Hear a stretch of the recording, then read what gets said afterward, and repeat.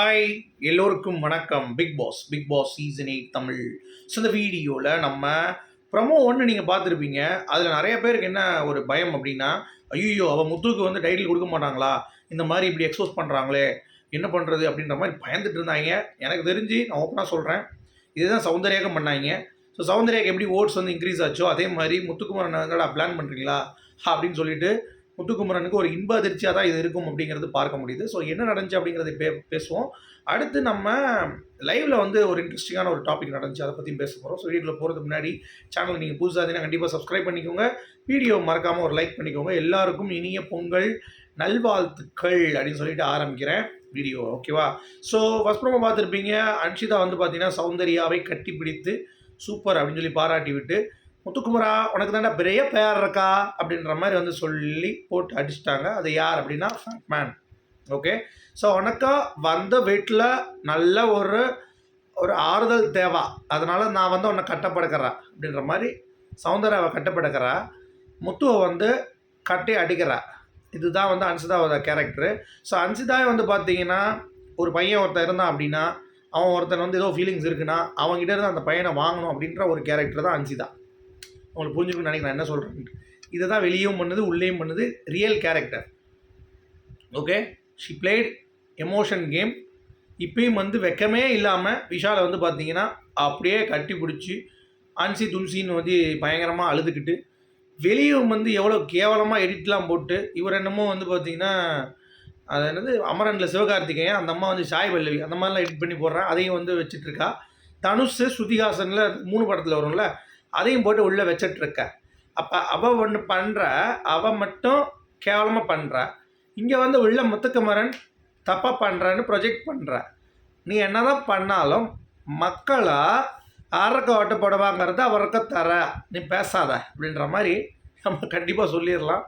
So எனக்கு தெரிஞ்சு உண்மையிலே நீ பயஸ்ட் இல்லாமல் இருந்த அப்படின்னா முத்துக்குமரனுக்கு இது நடக்குது அப்படிங்கிறத ஹைலைட் பண்ண உனக்கு, சௌந்தர்யாவும் வெளியே கேவலமாக ஒரு கேம் ஆடிட்டுருக்கா, அவள் ஒரு ஏஜென்சி வச்சுட்டு பண்ணிகிட்ருக்கா அப்படின்றதையும் தோல் உரிக்க உனக்கு எவ்வளோ நேரம் ஆகும்?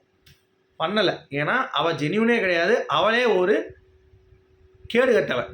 அப்புறம் எப்படி அவள் வந்து பண்ணுவா அப்படிங்கிறது தான் என்னுடைய பாயிண்ட். இதனால் என்ன ஆக போகுதுன்னா, மக்கள் ஏற்கனவே இந்த சேச்சியை வந்து செர்பலாக அடைக்கிறதுக்கு பிளான் பண்ணுறாங்க. அப்போ இது இப்படி சொல்ல வேண இன்னும் போட்டு அடைக்க போகிறேன். உங்களுக்கு போடுறதா இல்லையா, அதுதான் நடக்க போகுது. அதனால் அதை நீங்கள் மைண்ட்லேயே வைக்காதீங்க.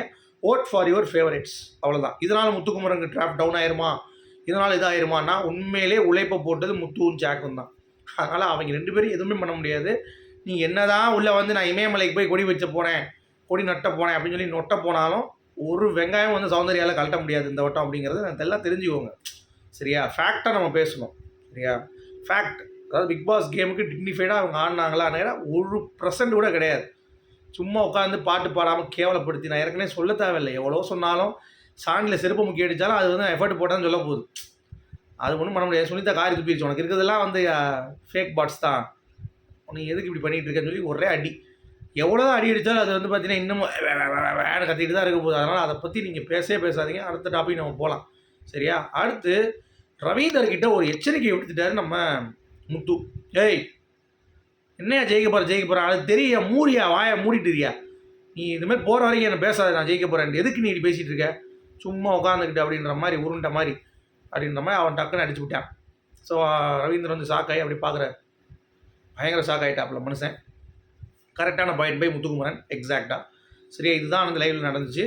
அதாவது இன்னும் நடக்கலை, ப்ரொமோவில் வந்திருக்கு. ஒரு லைவில் வந்தோன்னே நான் பார்த்துட்டு எக்ஸாக்டாக என்ன அப்படிங்கிறத நம்ம மீன் பண்ணலாம், ஓகேவா?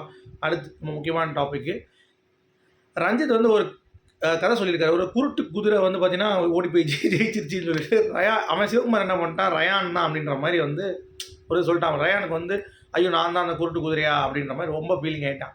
உடனே சிவகுமார் ஹெச்பி கொடுக்கும்போது ஜாக்லினும் நம்ம சௌந்தர்யா வந்து பூ சுற்ற ட்ரை பண்ணுறாங்க கொஞ்சம் சுற்றி விட்றதுக்கு. அது சிவகுமார் வந்து ஐயா சும்மா பேசிவிட்டே நீங்கள் வேறு அது ஒன்று மீன் பண்ணி பேசுகிறேன்னு சொல்லிட்டு பேசிட்டான். இந்த சிவகுமார் என்னைக்கு செருப்பால் அடி வாங்க போகிறான்னு தெரியல, எல்லாருக்கிட்டையும் உள்ளே உட்காந்துக்கிட்டு இப்போ பெரிய கேமர் இது மாதிரி வந்து பேசிகிட்டு இருக்கேன் அப்படிங்கிறது பார்க்க முடியுது. ஸோ பொங்கல் சர்ப்ரைஸ்லாம் வந்துருச்சு, வீட்டார்களுக்கு செம்ம ஹாப்பியாக இருக்காங்க.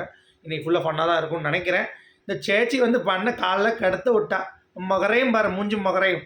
அனுப்பிச்சுதான் சேச்சி. Bye guys.